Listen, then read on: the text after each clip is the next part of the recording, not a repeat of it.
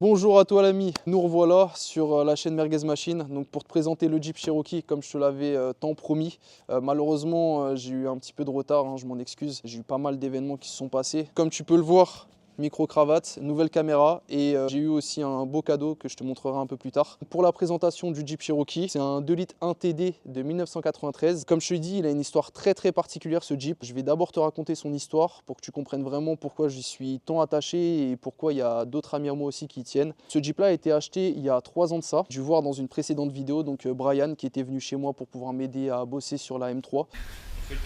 Qui m'avait aidé à défaire les pneus et tout, les pneus qui étaient secs. C'était à son père de base ce Jeep là. Son père avait eu un problème dessus et m'avait demandé donc de le réparer. Avant ça je le connaissais pas plus que ça son père, je l'avais déjà croisé mais on se connaissait pas plus que ça. En démontant donc le Jeep, le moteur, je me suis aperçu que les soupapes étaient tombées dans le moteur, que ça avait donc explosé le piston et cassé la bielle en deux. Donc concrètement je lui ai dit que c'était des dégâts très importants et que ça lui coûterait très cher de pouvoir le remettre en état. Après ça il a pris la décision de pas garder le Jeep. Il en était extrêmement attaché, mais il a dit que financièrement parlant, ça valait pas le coup pour lui. Il m'a proposé de le racheter, étant donné que je faisais énormément d'enduro et de cross à l'époque.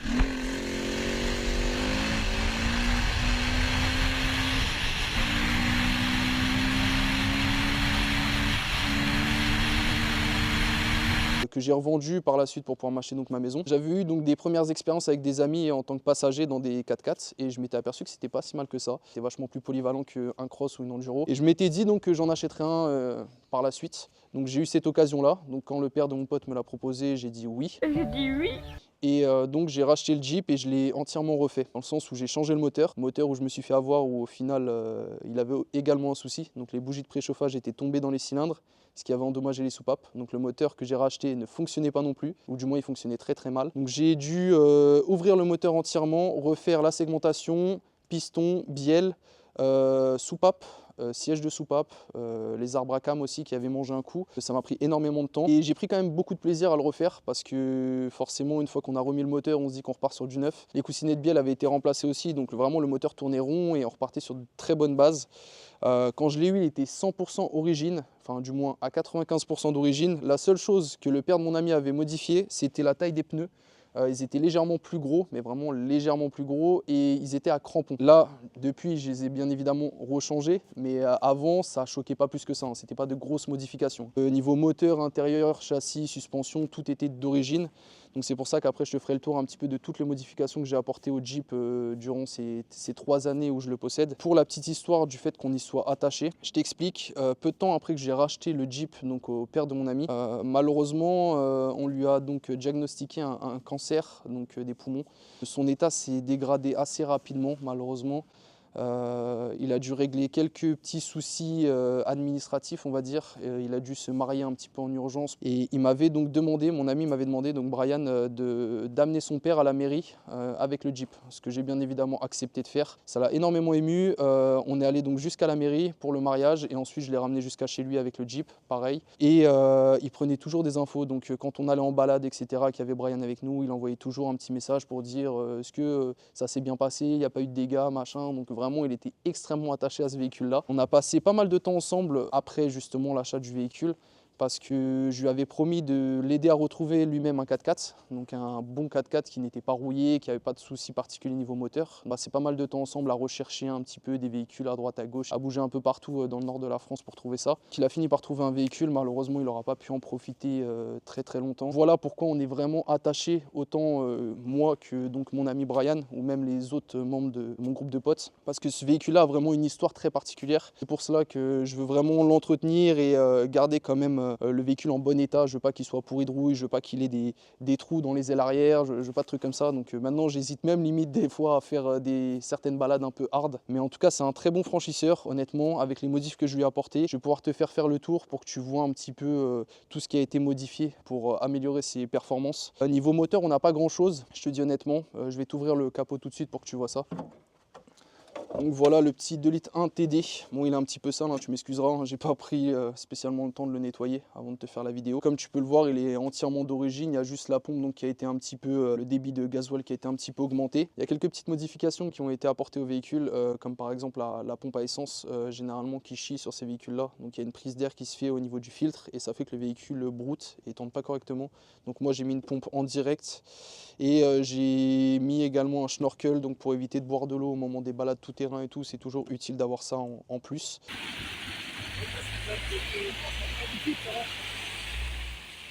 Mais sinon, à part ça, il est vraiment full origine. J'ai supprimé la clim aussi, donc comme sur la M3 où beaucoup d'entre vous m'avaient dit il ne faut pas supprimer la clim. Mais voilà, moi c'est un truc qui, à partir du moment où ça ne me sert pas, je dégage tous les trucs inutiles.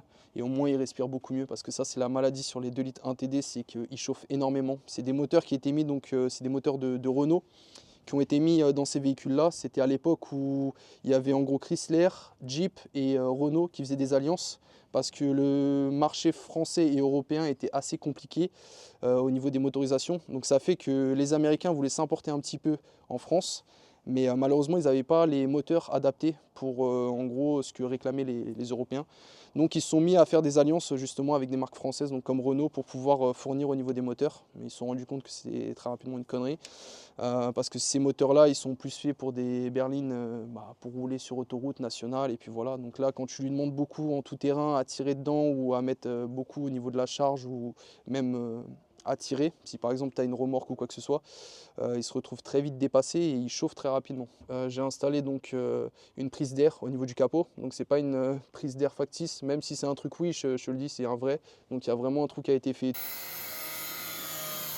Ici il y a des petites cales au niveau des charnières, comme tu peux le constater, qui servent en fait à faire déporter un petit peu l'arrière du capot, donc on appelle ça un capot à l'australienne, pour respirer justement, donc l'air s'engouffre ici. Ce sont les évents où l'air pénètre. Refroidit un petit peu tout ce qui est turbo et vase d'expansion pour ensuite s'évacuer donc à l'arrière au niveau du capot. Donc ça permet vraiment de faire une circulation d'air et éviter que le 4x4 chauffe de trop, surtout pendant les balades tout terrain. Je vais te montrer le rendu quand c'est fermé. Donc tu vois, donc tu as la prise d'air qui se trouve ici, et puis là donc à l'arrière tu peux voir que le capot est légèrement donc relevé. J'ai installé également donc un pare-choc Rock Army. C'est un truc où j'ai eu une bonne occasion dessus, de base c'était pas prévu, mais bon, vu que je voulais un treuil et que sur ces Jeeps c'est assez fragile au niveau des longerons, si jamais tu montes un treuil directement entre tes deux longerons, malheureusement ils vont se cintrer, c'est-à-dire que les deux longerons vont se rapprocher, donc vraiment mauvais bail. Il faut vraiment mettre un pare-choc adapté pour être sûr qu'il n'y ait pas ce genre de problème. Donc là juste en dessous je vais te montrer, tu as un treuil. C'est pas un treuil d'une marque de fou, tu vois, c'est un treuil Vévor, mais au moins ça permet de sortir de pas mal de galères quand tu es embourbé ou autre, surtout quand tu es tout seul. Le seul truc c'est qu'il faut avoir un arbre ou quelque chose pour pouvoir se prendre dessus à proximité. Au niveau de la face avant, j'ai modifié pas mal de choses aussi pour le rendre un peu plus beau. J'ai modifié les feux, j'ai modifié également, donc ici normalement tu as les clignotants qui se trouvent à cet endroit, et moi j'ai mis donc des longues portées pour pouvoir justement avoir un éclairage un peu plus adapté par rapport à mon utilisation. Ici tu vois que tu as les veilleuses, mais les veilleuses font également clignotant, donc ça fait un peu plus moderne. On garde son style un peu ancien, mais on met un peu de moderne pour que voilà, ça soit quand même au goût du jour. Au niveau des pneus, donc je suis passé sur des pneus en 31 pouces, sur des jantes en 15 pouces tôle noir en ET0, donc c'est-à-dire que la jante est autant rentrée qu'elle est sortie du véhicule, donc c'est nickel, au moins pour les roulements ça évite de trop les endommager, parce que bon, le problème c'est que là-dessus les ponts sont assez fragiles. Et si jamais tu commences à mettre des gros déports, etc., tu fatigues très rapidement les roulements et la transmission. Donc c'est pour ça que j'ai pris un truc assez raisonnable, même si j'aurais pu être dans le déraisonnable et vraiment avoir une gueule de fou sur le 4x4. Le problème c'est que voilà, ça aurait été inutile, dans le sens où ça aurait frotté partout au niveau des ailes et ça aurait en plus de ça endommagé donc, la transmission. Donc là normalement tu as un amortisseur de direction, et là en fait je suis passé donc sur un double amortisseur de direction, pour justement compenser le fait que ce soit des gros pneus et des grosses jantes. Donc j'ai dû modifier également la barre qui se trouve ici, donc c'est la barre Panhard, donc la longue barre noire ici là, avec la nouvelle patte de fixation. Étant donné qu'il a été rehaussé, il y a eu pas mal de choses aussi à prendre en compte. Il y a eu les durites de frein qui ont été déportées. Donc, comme tu peux le voir, il y a cette petite patte jaune là qui déporte ta durite rigide pour que ta flexible soit un peu plus basse. Forcément, vu que tu remontes ta caisse et que tu laisses ton train plus bas, forcément il y a besoin d'avoir plus de longueur au niveau du freinage, des durites de frein. Ça a aussi une incidence donc au niveau de ta boîte de vitesse. Donc ici on a dû descendre un petit peu la boîte de vitesse, donc tu as des cales qui se mettent pour pouvoir redescendre ta boîte de vitesse, pour compenser le fait que ton 4x4 soit rehaussé, éviter que ton arbre de transmission soit trop incliné vers le bas. Donc c'est pour ça qu'il y a ces petites cales noires qui se mettent juste en dessous. J'ai également modifié le pont. Donc le pont, c'est un pont de Chrysler. Je pourrais plus te dire exactement quel modèle, mais c'est un pont de Chrysler qui a été adapté dessus, qui sont beaucoup plus costauds que les Dana 35. Donc c'est le modèle du pont qui était monté d'origine dessus. Donc c'est pour ça que j'ai changé le pont. Et en plus de ça, dedans d'origine, tu as un glissement limité. Donc c'est-à-dire que les deux roues tournent en gros à la même vitesse. Dès que tu as une roue qui se met à patiner, en gros, la puissance va se répartir sur l'autre roue qui est bloquée. Donc c'est pour ça que c'est vachement utile, surtout en tout terrain. Il y a également les barres stabilisatrices, donc à l'arrière et à l'avant, qui ont été supprimées, justement pour pouvoir croiser plus facilement et avoir une meilleure utilisation en tout terrain. Et sur la route, très honnêtement, ça se conduit quasiment tout aussi bien. Étant donné que c'est des lames à l'arrière, j'ai l'impression que ça stabilise vachement mieux le 4x4.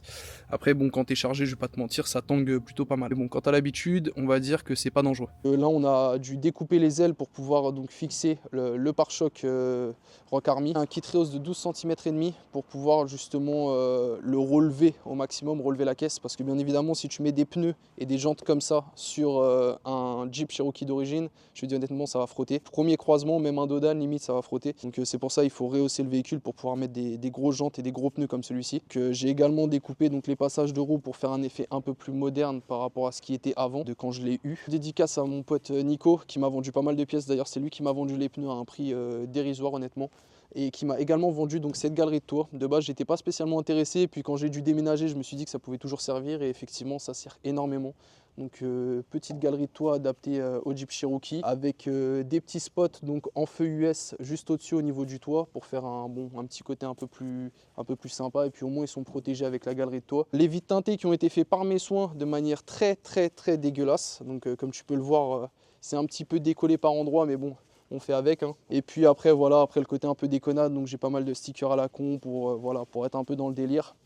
Donc surtout 5 fruits et légumes par jour, n'oubliez pas. À l'arrière, j'ai également eu l'occasion d'avoir un autre Jeep Cherokee pour pouvoir récupérer des pièces dessus, et j'ai récupéré donc l'attelage. Je l'ai refait entièrement et je l'ai mis sur le mien, parce que bien évidemment ça sert toujours d'avoir un attelage sur un Jeep, surtout quand tu as une remorque ou si jamais tu fais du tout-terrain, c'est toujours pratique de venir directement s'accrocher sur l'attelage et tirer de longues portées à l'arrière au niveau du toit qui se mettent en route au moment où je mets la marche arrière. Donc toujours utile, pareil pour le tout-terrain, pour avoir une bonne visibilité. J'ai supprimé donc l'essuie-glace arrière qui me servait strictement à rien, et puis en plus de ça, je crois que j'avais un souci dessus, je crois que le moteur ne fonctionnait plus. Donc j'ai supprimé ça. Je vais te montrer un petit peu l'intérieur. En soi, il n'y a pas grand chose qui a été modifié, mis à part le fait que tout a été vidé. J'ai bien fait parce que je me suis aperçu qu'il y avait des légers trous à certains endroits au niveau des planchers. Donc ça me permettra de m'en occuper un peu par la suite. Et tout a été épuré au maximum justement pour éviter les infiltrations d'eau et que l'eau stagne dans le véhicule. Donc l'intérieur assez sobre. Donc bon, la banquette arrière, c'est un canapé, je te le dis honnêtement. Mais bon, au niveau du sol et du plafond, c'est vraiment nu, mais nu de chez nu, il n'y a plus rien. Que dans tous les cas, le ciel de toit, bon, sur ces véhicules-là, étant donné l'année, hein, c'est un peu comme sur les E36, hein, je vais pas te mentir, ça a vieilli très mal. Donc, au niveau du siège passager et conducteur, comment c'est, bon, tu vois, ce qui est bien, c'est quand même, c'est un véhicule de 93 et tu as quand même des réglages électriques fonctionnels. Et sinon, après, voilà, volant réglable, tu as quelques petites options sympas. Tu as la mallette pour le 4 roues motrices qui se trouve ici à côté du levier de vitesse. Donc tu peux le mettre en 4 roues longues, c'est-à-dire que tu as exactement le même différentiel que si tu étais en propulsion. Ou alors tu as le 4 courte, donc qui démultiplie ta force, et le 4 courte lui il te permet d'aller à 70 km/h max, mais par contre tu as un couple à arracher des arbres.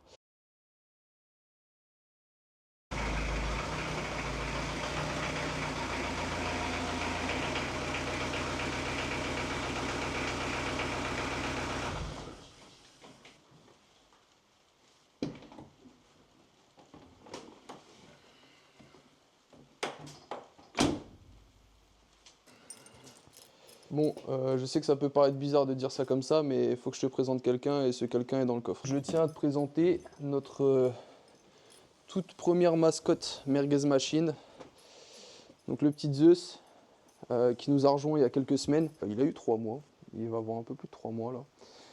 Et du coup, donc ça va être notre nouvelle mascotte, et c'est aussi à cause de lui, entre guillemets en partie, j'ai pas spécialement eu le temps de faire autant que ce que j'aurais voulu au niveau montage et vidéo, même niveau mécanique, vu que je devais un petit peu m'occuper de lui. On dirait pas comme ça, mais c'est un peu comme un gosse, hein. Ça prend beaucoup de temps et il faut surveiller, donc voilà. Donc c'est un American Staff, si jamais tu te demandes. C'est pas un Staffy, c'est bien un Staff. Je pense que par la suite, il sera plutôt balèze. En attendant, voilà, c'est toujours un chiot, donc voilà, faut le surveiller. Voilà, je tenais à te le présenter vu qu'il fait maintenant partie de la famille. Et donc tu le verras très certainement dans les prochaines vidéos à plusieurs reprises. Donc au moins comme ça, tu le sais. Et puis comme je te l'ai dit, hein, le but de cette chaîne, c'est vraiment de te parler en toute transparence. Et en parlant de toute transparence, je tiens à te dire aussi que la M3 avance, malgré le fait que j'en parle pas plus que ça, elle avance. Pas aussi rapidement que ce que j'aurais voulu malheureusement, mais voilà, ça avance. Il y a autre chose également dont je voulais te parler. J'ai donc reçu un joli cadeau de la part de mes parents. Donc tu as dû le voir en début de vidéo, il y a eu quelques prises de vue en drone. Donc du coup voilà, par la suite, il y aura également sur d'autres vidéos de présentation potentielles, il y aura sûrement d'autres points de vue avec ce drone-là. Ça me servira toujours pour pouvoir te proposer des vidéos de meilleure qualité, avec des plans de vue plus sympas que ce que je fais avec la GoPro dans le garage et tout. Je vais juste te montrer ça.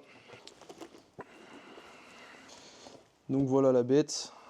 Donc je me suis équipé entièrement en DJI Osmo. Donc c'est un drone DJI Osmo.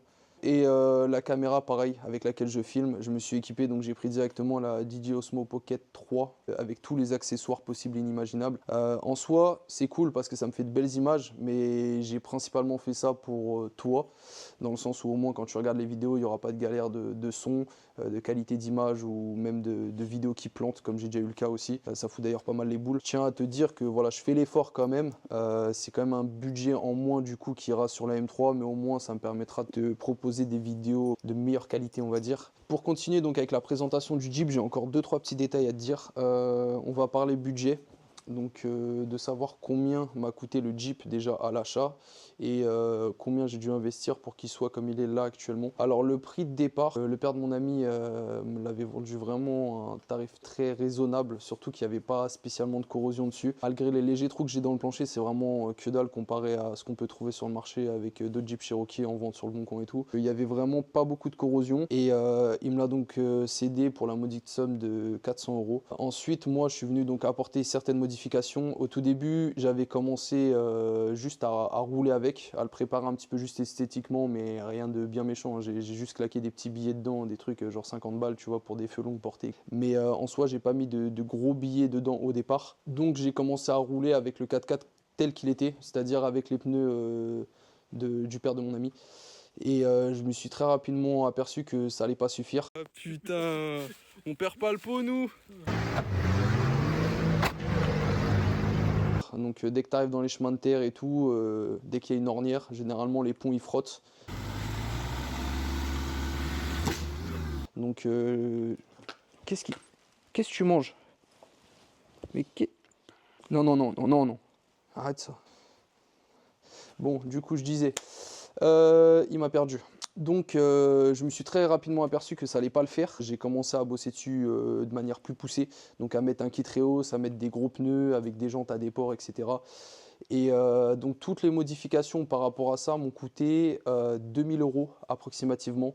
Donc en tout là pour l'instant je suis à 2400 € environ, à une cinquantaine ou une centaine d'euros près, je suis dans les clous je pense. Ça fait que c'est un 4x4 à bas prix on va dire par rapport à comment il est équipé et ce qu'on peut faire avec. Si jamais tu regardes cette vidéo pour potentiellement t'acheter un Jeep Cherokee, sache que si jamais tu l'as à un bon prix, en vrai, pour le modifier, ça va pas te revenir très très cher si tu as un petit peu de jugeote et puis de débrouille niveau mécanique, avec quelques connaissances quand même. Mais en tout cas, c'est un très bon franchisseur. Là, je te montre quelques petits extraits à la fin de cette vidéo pour que tu puisses voir un petit peu comment ça se débrouille en tout terrain. À savoir qu'un Jeep d'origine, tu peux pas vraiment faire grand chose, sauf si tu fais vraiment de la balade dans des sentiers ou si jamais tu vas à la chasse avec. D'ailleurs, ce qui était le cas du père de mon ami, il allait principalement à la chasse avec le 4x4 et puis bon, après c'était son délit, hein, en soi.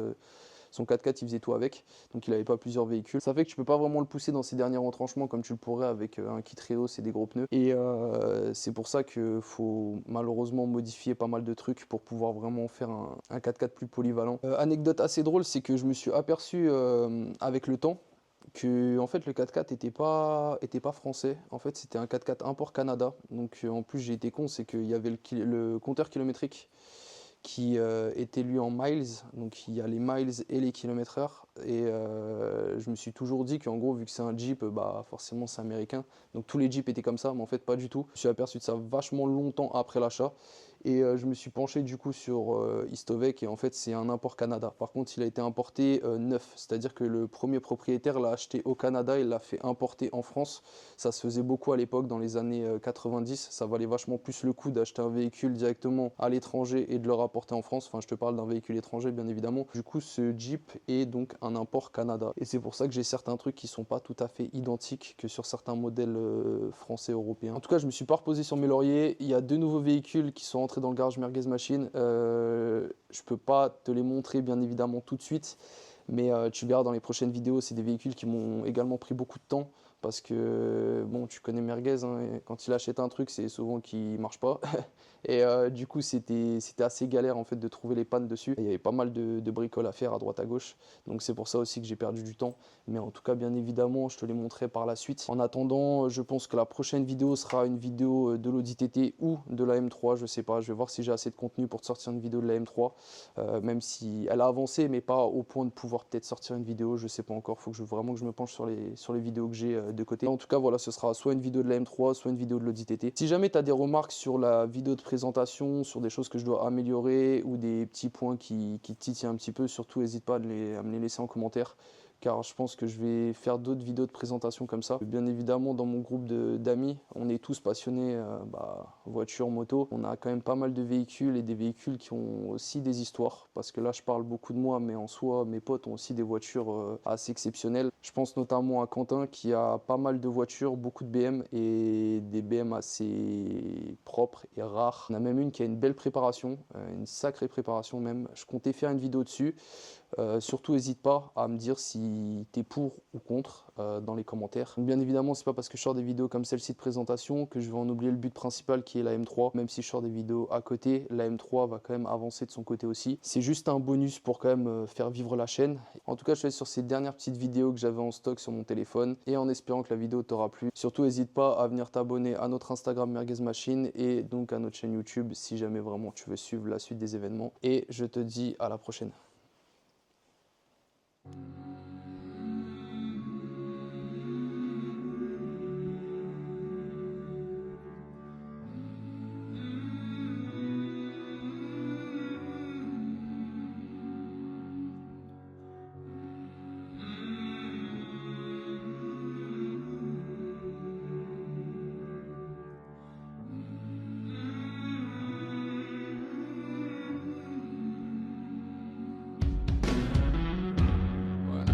Child, I heard voices.